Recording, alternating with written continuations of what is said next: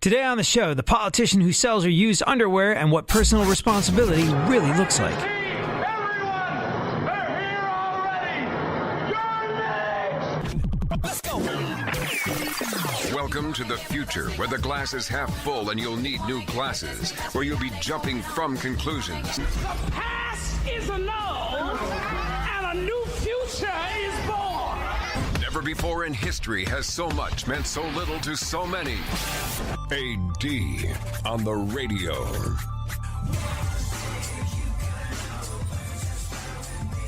You know, I think it goes back to your childhood. But if you are like me, you've always liked things that were definite, that were specific, that were clearly defined and easy to understand. I mean, it's that old adage, right? The thing that a child needs is consistently. Like if you're going to have a rule as a parent or as a teacher or something like that, well, then you need to enforce that rule consistently. If a kid breaks a rule, they've got to get in trouble for breaking that rule every single time. You can't just let it slide. And there's a reason for that. You might think you're being nice when you let a kid slide or let a kid off easily, but that creates doubt and uncertainty in a child's mind. And when there's doubt and uncertainty about what the right thing to do is, that makes it difficult for them to enjoy the rest of their life. It's a weird thing, but enforcing rules, whether a kid realizes it or not, provides a sense of security. And I think going back to a kid, if you're like me, you always like to know exactly what boundaries are, where they are. You like to know clear, definite, easy to understand examples of pretty much everything. You like to know where you're at, I suppose. And the same goes as an adult. I mean, here's the thing. I liked it better when there were words that you couldn't say on the radio, or words that you couldn't say on TV or whatever it was. But as a broadcaster, it used to be very, very specific. There were words that you could not say on the radio. There were certain words that you could not say until after 10 o'clock. And it was really easy to understand what was going to get you in trouble and what was not going to get you in trouble. Now it's all subjective. If you say something that is offensive to somebody through their lens of their perception, then you could get roasted alive for it, not only by the FCC, but also on the internet. So we live in a weird and insecure time, I suppose, in that respect. And so once again, like we did when we were children, we kind of crave certainty. We kind of crave security. We kind of crave clear, defined examples, I suppose, of the right thing and the wrong thing to do. We don't like being pandered to with mindless platitudes. I mean, you and I have talked about this a bit on the show before, but that's what I like so much about Martin Luther King's vision versus, say, Obama's campaign cornerstones of hope and change. Well, hope and change are great, but what do hope and change really look like? Define this hope. What's this change going to be? What's it entail? And look, I'm not singling out Obama, but that's probably the best and most successful example I can think of something that is unclear and not defined, getting somebody where they need to go. And it's weird. He rode that one into the White House 2 times, and I still, looking back on it, don't know exactly what hope and change meant. And I listened to a lot of Obama speeches. Like I said, I'm not picking on Obama. That's just probably the clearest example I can think of something being vague and weird and hard to wrap your head around. Like trying to put your arms around Jell-O. Now you compare that to Martin Luther King. Martin Luther King was very clear, very specific, very defined. I have a dream. That dream is black and white children will play together. I paraphrase, of course, but Martin Luther King had a very specific vision. He had a very specific idea. He had a very specific thing that he wanted to achieve, that he wanted his actions to achieve. He wanted black and white children to be able to play together without the burden of their parents' prejudice. And he spelled that out, and he spelled that out clearly. Do you see how much easier and more comforting it is to know exactly where someone's going with something? I have a dream that children will play together. Is a lot more easy to get, understand, and feel good about than hope and change. Oh, what does that mean? What does that look like? And for that reason, I always like to provide you with as many clear, concrete examples of things that we talk about, so we can figure out exactly what's going on, that we can relate to. A perfect example is this. You and I talk about really being in charge of your own life, about personal responsibility on this show a lot. You and I talk about the fact that, quite frankly, if you're like me, it doesn't really make a difference who's been in office. An elected official has never made any tangible, real, concrete difference to the way your day is shaken out when you wake up in the morning. We talk about this all the time. If you're looking for a politician to affect change in your life, well, then you are on the train to Disappointmentville, population U. Because, look, the way you vote is important. It's important to be participatory in our democracy. These decisions to vote, like in the elections that are coming up in the not-too-distant future, they have weight. These actions have consequences. But they're slow-moving consequences. And by the way, local elections, these are the ones that really stand a chance of making any kind of real difference in your day-to-day existence. That much is definitely true. But we always talk about it on this show. If you're looking for change in your life, if you're looking for something to be different when you wake up in the morning, if you're looking for your day to be different, well, then that comes down to you. And it always has, and it always will. We talk about taking control of your own life. We talk about personal responsibility. We talk about being the captain of your own ship, writing your own story, stuff like this. But because I like to steer away from mindless platitudes that politicians pander in on a regular basis, because I like to give specificity to what it is we're talking about, I always look for an example of these things. What does it look like taking your life in your hands? What does it look like when you affect change in your daily existence? What would be a good example of someone being captain of their own ship? And today I want to share with you a really inspiring story about a man whose life was in one very definite way completely out of control. But you know what? He made a decision. He decided to captain his own ship. He decided to effect change in his life. He decided to write his own story and turn that ship of his around. His name's Marcus Cook. And, well, he competed this past weekend just gone by in the granddaddy of all Ironmans, the Ironman World Championship in Hawaii.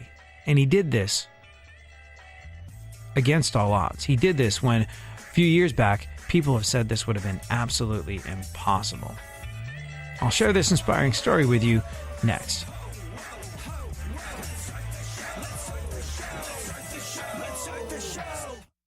Real radio. 104.1. Where the left and right come together for fundamental truths. AD on the radio, on Twitter at ADSXE. So, you know, the thing that I think we probably talk about the most on this show, the thing that we keep coming back to, is personal responsibility, I guess you could call it. The idea that, yeah, you should participate in our democracy, but ultimately your life will always fall to you. If you're looking for a politician or any elected official to make a concrete change in your life, it's going to be a disappointing life, because ain't nobody going to make a difference, really, but you. There's only so much other people can do. You have to get yourself there. And if you've listened to the show for any length of time, I'm going to go out on a limb and guess that you feel the same way. But you know what? I think it's so important to have concrete examples because, as we were saying, politicians and so many other people, it's not just limited to politicians, religious leaders, motivational speakers, all these types, they like to deal in vague flim-flam without really giving you the answer to anything. What does this actually look like when you take control of your own life and take action and do something that only you can do for yourself? And you know, I really, really like stories about health and fitness. And I like them for a very specific reason. It's not because, like, I'm some health or fitness junkie. But I remember once thinking to myself, when I'd gotten kind of out of shape, that there was only one person that could deal with this, and that was me. I could call in favors. I could get people to do things for me in pretty much any other area of my life. I could blame things on other people in any area of my life if I wanted to. But I remember having this very sort of clear realization that the only person that was going to get me in shape was me. And so I got in shape. And for that reason, I've always really enjoyed stories of health and fitness because they are really like the rest of your life. In that, your health and fitness falls to you and only you, as does the rest of your life. But it's a real great example of something that's very clear because, you can find reasons, you can find excuses, you can find blame to apportion to other people and other things when things don't work out the way you want them to. But ultimately, if you want to be in shape and don't get in shape, that's down to you. That is down to you. And that's exactly the way the rest of the world works. So I think your personal health and fitness is oftentimes a great crash course in personal responsibility. And when you see a person that really took a hold of their life in a department like this, it's inspiring stuff. So by way of providing an example of someone who took personal responsibility and who made things change in his life, I wanted to read to you from the Hawaii Tribune-Herald. There's a really great article they did on a guy who you might be familiar with if you listen to the show in Houston on 950 AM KPRC, Houston's more stimulating talk radio. A guy called Marcus Cook. And, well, this past weekend just gone by, Marcus Cook competed in what could only be described as the granddaddy of all Ironmans, the Ironman World Championship in Hawaii. And what makes this such an incredible story and such a fantastic example of personal responsibility and what happens when you take responsibility for your own actions in your own life is because a couple years back, people would have told you there was absolutely no way this guy could have put himself through an Ironman or any other kind of sort of physical challenge. Why? Because this is a man who lost, get this, 300 pounds to get where he is. 300 pounds. From the Hawaii Tribune-Herald, 3 years ago, when Marcus Cook's business sold, his mentor called him into his office. His mentor revealed he was dying of cancer. And he said, with Cook weighing 500 pounds, he told Cook that he was dying from his choices. He looked at him and said, "You're dying from your choices." At that point, he made Cook promise to get healthy. He said, "I would do anything. I would do anything to be you." Cook recalled his mentor saying, "I would do anything to be you because I can't beat cancer, but I can beat being fat." It was a tough decision. It was a tough discussion. But Cook, he promised to make the change. And now, 3 years ago, and this is massive amounts of change. Massive amounts of change. In a relatively short amount of time. Great lesson to you, to me, to all of us with regard to what's possible. 3 years ago, he made this decision. And now, around 300 pounds, 3 marathons, 6 half Ironman races, and 1 full Ironman later, Cook will take to the course along with some of the world's top athletes.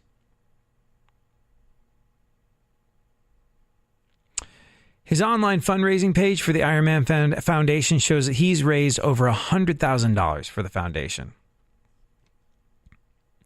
The foundation named Cook a member of the Ironman Foundation athlete team, including his story among a list of inspiring athletes from around the globe.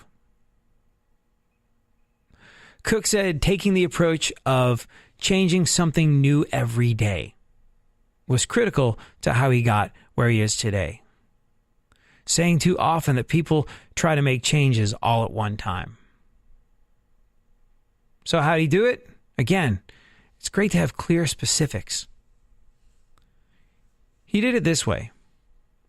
Walking for 20 minutes daily was followed by a commitment to only drink water, he said.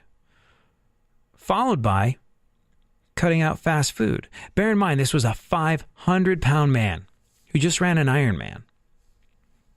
Started with the first step of walking for 20 minutes a day. And if you're 500 pounds, I'm guessing you don't cover that much ground in 20 minutes. So it wasn't a big thing. Walk 20 minutes a day. Committed to only drinking water. Then he cut out fast food, and so on, each action compounding on the next. And as he progressed, he said he recognized the ripple effects his health and behaviors had on those around him. His youngest son, he said, lost 80 pounds along with him and ran his first marathon at 14. He was a kid who was 80 pounds overweight, but by 14 he turned it around and he was running marathons.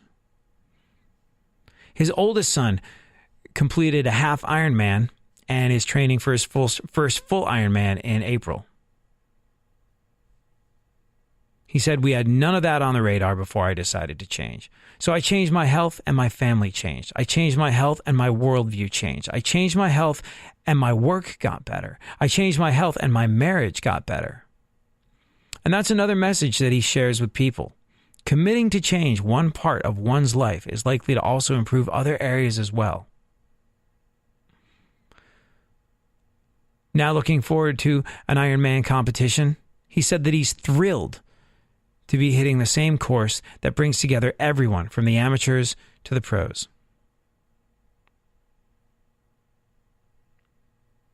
And he did it. Cut to, a couple days later, the man did it. He finished it. 2.4 miles of swimming, 112 miles on a bike, and a 26-mile run. Did it in a time of 16:51. Unbelievably impressive stuff. And I love this story because it teaches us two very important things. It teaches us that only we can take responsibility for our own lives, but in doing so, we'll inspire change in others. And it also teaches us that starting, no matter how small, starting is the most important move you're going to make.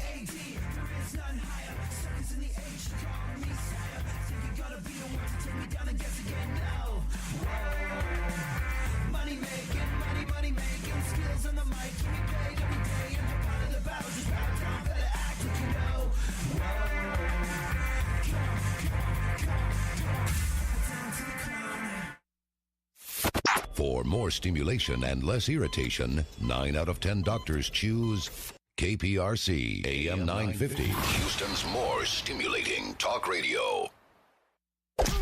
Don't get the blues, get all the news. We mean all of you guys out there in Radioland. All aboard!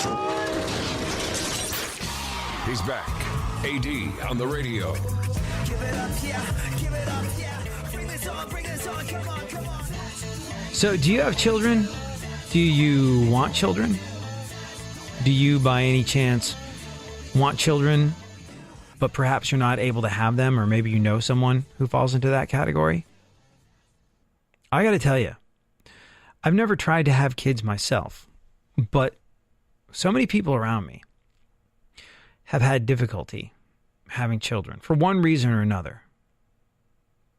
Maybe they haven't found a partner in life, but they know being a parent is an incredibly important thing to them.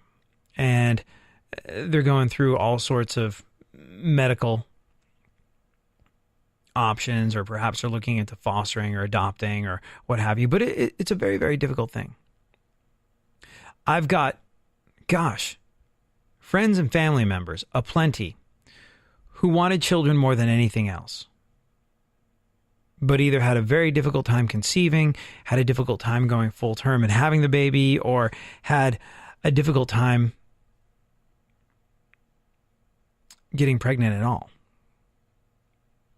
There's so many people that you, me, all of us know that want children, that want to give a child a loving home, that want to have a family, that want to be parents. So many people I know that have such a hard time doing that. And it causes genuine pain and genuine heartbreak. Oftentimes, there are humongous expenses associated with becoming a parent when it's not an easy thing to do. And it's crazy to me because as many people as you know that are struggling in one way or another to have a child, to have a family, there are so many more that aren't dedicated as parents. Didn't want that kid. Maybe gave that kid up. Maybe gave that kid up and it was a really difficult idea. But there's so many kids that have nothing. There's so many children all over the world that have nothing and no one. And there's this humongous surplus of people that want nothing more than to give a child a loving, warm, caring family and home. And it's one of those things where you look at it and you go, how is this possible? How can you have so many people that want to have children and so many children without parents? And look, I know protecting the welfare of a child is a very important thing. And far be it from me to pretend to understand the intricacies of adoption and all the rules and systems that are in place to protect the welfare of a child. But I do know it's like food surpluses when people are going hungry in the same country. It seems unconscionable. It seems like there has to be a way to simplify the situation and give people what they want and what they need. So anytime I hear a story of it becoming easier for a child to have a loving, caring home, I get happy about it. And hey, if that story also is about racial and ethnic divisions being broken down, I like that too. Which is why I like this. The law is ridiculous. We've heard horror stories about kids not being able to be adopted by a family that raised them because of this law. And, well, a federal judge has struck it down. We're talking about the Indian Child Welfare Act. And this happened after a Texas couple sued. Chad and Jennifer Bracken, they're a non-Native American couple. They've got 2 biological children of their own. But they sued, and we talked about this on the show, so I wanted to give you an update. They sued this past October, just gone by, for the right to adopt a Native American toddler who they'd fostered for well over a year. And it would seem like an obvious thing, but it wasn't. A state court had denied their adoption petition. It's a federal law, and it gives adoption placement preference to biological family members of Native American children, other members of the child's tribe, or other Native American families. Now, there's this Texas attorney, a guy called General Ken Paxton, and he saw what was going on. He saw that this is a family that wants to give a child that desperately needs a home, and a family of its own. And he sided with the Brackeens. And he argued that the law, the Indian Child Welfare Act, that the law unlawfully elevated a child's race over their best interest. And this is important and significant because it gets us one step closer to children that need homes, having homes, and families that want children, having children.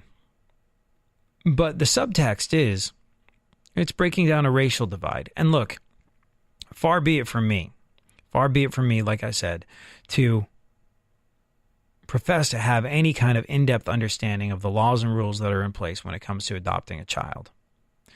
And far be it from me to speak on behalf of Native American families. Far be it from me to overlook the tremendous injustices that have been done to Native American families throughout American history. But anytime a divide of race or culture or religion, anytime one of those divides gives way to some understanding and an ability to do the right thing, I got to tell you, I am all in favor of it. I think this is one of those instances, don't you? Anyways, where were we? Yeah. General Ken Paxton, he sided with the Brackeens, this couple that had been fostering a Native American child for well over a year who wanted to adopt them, but couldn't because of the Indian Child Welfare Act. They were going to take this kid who they loved, who loved them, away when they wanted to adopt the child and put them in foster care with a Native American family. That was the deal. Didn't matter that these parents wanted nothing more than to make this child a member of their family because the child had a certain ethnic background and a certain color of skin. The law dictated that no, sorry. Rather than have a full-on family, they've got to go be fostered by someone who is of their race. If you're like me, you see that as wildly counterproductive. So, well, there we go. The Brackeens have since adopted the child and settled their case. But the challenge to the law itself pressed on. Texas, along with Indiana and Louisiana, they argued that the law unconstitutionally discriminated on the basis of race and infringed on states' rights to oversee their own child welfare proceedings. And the good news in this situation, if you're like me, and by the way, if you in any way, shape, or form see this as not being good news, please hit me up and let me know, because I would love to understand someone else's perspective on this. At ADSXE is where you can do that, or you can email me, ad@iheartradio.com. But U.S. District Judge Reed O'Connor sided with Texas, ruled that the law was unconstitutional. It was passed back in 1978, and the law aims to preserve the integrity of Native American tribes. It came at a time when as many as a third of tribal children were forcibly removed from their biological families in state welfare proceedings. A group of tribal leaders got together, a coalition of Native American groups, and said that if it was struck down on the whole or in part, the victims will be our children and our families, Native children and Native families. But the argument against this is that it was a law that coerces state agencies and courts to carry out unconstitutional and illegal federal policy and decide custody based on race. Now, look, like I said, I'm not in any way, shape, or form in touch enough with the Native American experience to comment intelligently on that, which is why if you are and you want to explain a different side of it, I would love to hear it. But for now, a child who needed a family and a family who desperately wanted to give a child a home have been allowed to create a life forever. And if you're like me, you think that's a good thing.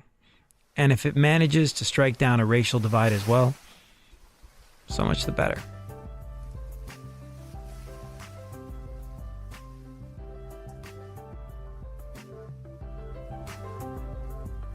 Sometimes you just know you're done. You're longing for that shining sun. You walk these streets most every day. You're waiting to get washed away.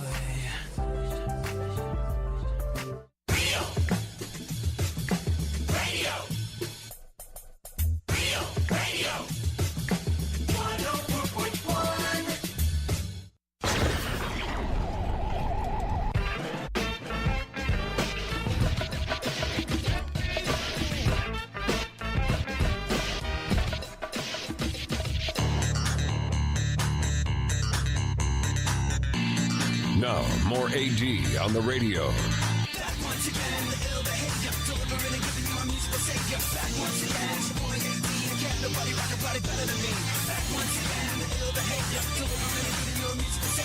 So as it turns out, not all politicians are creepy dudes. There also happen to be politicians out there who make really good money selling unusual things to creepy dudes. Did you hear about this woman who has to drop out of a city council race because she likes to sell her used underwear online? Should she be forced to drop out of the race? What are the full details of the story? Well, because you and I tackle big and important issues around here, we'll get into that in a little bit after we tackle the events of today in our segment, My Witness News. Now, it being America in the year 2018, the thing that's on the front page of absolutely everything, Story A, as my program directors would call it, the thing that we have to address is the fact that, well, we all saw this coming, but Pete Davidson and Ariana Grande are no more. Yeah, they're breaking up. You got engaged to Ariana Grande? Yep. Yeah, I did. How did you know Pete was the one for you? It's just like a feeling, you know? It's so funny walking down the street because, like, dudes are walking by and they're like, man, you, like, gave me hope. It just gets better every day. I'm very grateful for him. God forbid we split up and she takes half my sneakers. We've been, like, planning, and that, like, feeds my soul so much in my heart. This girl, like, she was like, I want a pig. And then an hour later, it was just there. But no, it's not soon. It's going to be, like, next year. Well, she put a song on her new album, and it was called Pete Davidson. You know, I don't even get royalties for that Pete Davidson song. Like, if we break up, and we won't, but like in 10 years, if God forbid that ever happened, there will be a song called Pete Davidson, like playing in speakers at Kmart, and I'll be working there. So yeah, who saw it coming? Besides, you know, everyone on Earth. I mean, Ariana Grande and Pete Davidson breaking up. A so-called source says, quote, "It was way too much, way too soon. It's not shocking to anyone." They started dating in May, just a few weeks after Ariana Grande split up from Mac Miller. Within months, they were engaged and living together and getting matching tattoos and being super cutesy. Apparently, Mac Miller's death hit Ariana Grande pretty hard. There's no word yet on who keeps the $100,000 engagement ring or who gets custody of Piggy Smalls, their pet pig. But there you have it. Pete Davidson and Ariana Grande, we hardly knew ye. I have a feeling they might get back together. Is that... Yeah, okay. Now, we've talked about this entirely too much. Let's move on now, shall we? We'll talk about the politician that might have to bail on a council race because it's been revealed that she sells her used underwear online, and whether or not you think that's the right thing. In just a little bit. Right now, though, let's go over the events of today in our segment, My Witness News. Today, oh, by the way, today happens to be, well, it's another auspicious day. It's not just the day that Ariana Grande and Pete Davidson have broken up. Today also happens to be Tito Jackson's birthday. Yeah, Tito from the Jackson 5. He's now 65 years old, and I believe that's the same number of dollars short he is for making this month's rent. Yeah, Tito Jackson's birthday is today. He's now 65. To which I replied when he told me maybe if he would concentrate on making my latte as opposed to sharing random personal information, that things would be different for you. President Trump is being criticized for praising Robert E. Lee at a rally. Yeah, President Trump is taking some heat for praising Robert E. Lee at a rally. Although, to be fair, I think Trump thinks Robert E. Lee was one of the Dukes of Hazzard. Bill and Hillary Clinton will go on a 13-city speaking tour starting next month. All the 90s acts are getting back together and doing it again. Bill and Hillary Clinton will go on a 13-city speaking tour starting next month. The two look forward to sharing a stage. Right. Probably because it's not a bedroom. Concerned about germs from strangers, parents are putting signs on their babies' car seats that say, "Please don't touch." Have you seen this? You know, it seems like a reasonable expectation that a stranger would not touch your baby. I mean, you know, come on. It's a baby. What are you doing touching it? I know there's a certain amount of coochie-coo going on, but if the world at large has gotten to the point where they ask permission to pet your dog, which they should, and now for the most part they do, then you would think that they wouldn't put their fingers, their grimy mitts, all over your newborn baby. But apparently that's still enough of a problem. So concerned about germs from strangers, parents have started putting signs on their baby's car seats saying, "Please don't touch." Coincidentally enough, the same signs are now being utilized by women who work with Brett Kavanaugh. Same-sex mouse parents gave birth to healthy babies. Yeah, same-sex mouse parents gave birth to healthy babies. I know this is supposed to be some kind of scientific breakthrough, but why? Why would same-sex humans want to give birth to mice? I don't know. I don't fully understand this. I suppose there's some sort of scientific significance to this. Vitamin D supplements apparently do nothing for bone health. Yeah, vitamin D supplements do nothing for bone health. So, well, if you have any lying around, now you've got something to give out for Halloween. Halloween is coming, and more people are starting to take note of the fact that it is difficult for some children to trick-or-treat. You know, trick-or-treating, and I totally relate to this, trick-or-treating is sort of an exclusively suburban thing. Because if you live in the city, like I live for a lot of my life, if you live like in a high-rise, or if you live in an apartment building or something of that nature, trick-or-treating, it's not the same magic as going door to door. It doesn't really work the same way. You got to go to a suburban neighborhood to trick-or-treat. And then if you live out in the middle of freaking nowhere, well, it's almost impossible to get any real trick-or-treating done because of the distance you have to cover, as was pointed out by comedian Bob Marley when he talked about Halloween in Maine. Grew up in the sticks in Maine. Halloween, that was great. Trick-or-treating my the houses are 5 miles apart.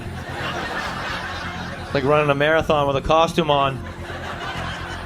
Every couple of miles there's a guy with a cup of water with some M&Ms in it. Keep running, Batman, keep running. People from Maine will tell you that they're telling you. Have you noticed that? Gee, it's pretty cold out there tonight. I'm telling you. Well, yeah. You're looking at me and everything. I hope you're telling me.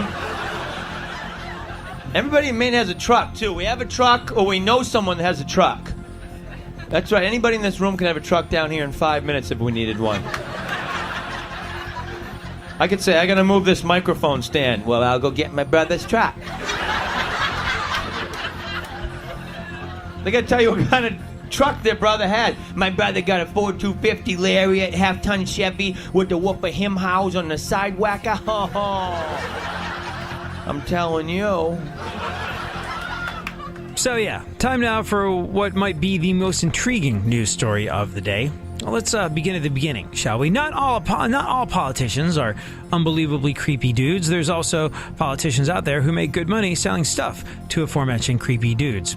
Now, there's this woman, a woman named Deborah Reno, and she's running for city council in Evanston, Wyoming. But she might have to drop out of the race now that her secret identity has been discovered. Now, you tell me, yes or no? Should this woman have to drop out of the race? At ADSXE is where you can find me on Twitter and Instagram, or email me ad@iheartradio.com. The deal is this. It turns out that she has a side job where she does online strip teases under the name Misty Crockett. Yes, Misty with 2 E's, Crockett, if you want to look that sort of thing up, which I'm guessing you do. There are pictures. And by the way, she doesn't necessarily fit the stereotype of a woman that you would imagine makes a living doing pseudo-naughty things on the internet and selling her used panties. She looks exactly like the type of woman that might be running for city council, but I digress. That's just my preconceived notion of what a city council person should look like, and I'm not trying to force that on anyone, just so we're clear. Anyways, she works under the name Misty Crockett and sells her used underwear and gym shorts to guys who have a fetish for that kind of thing.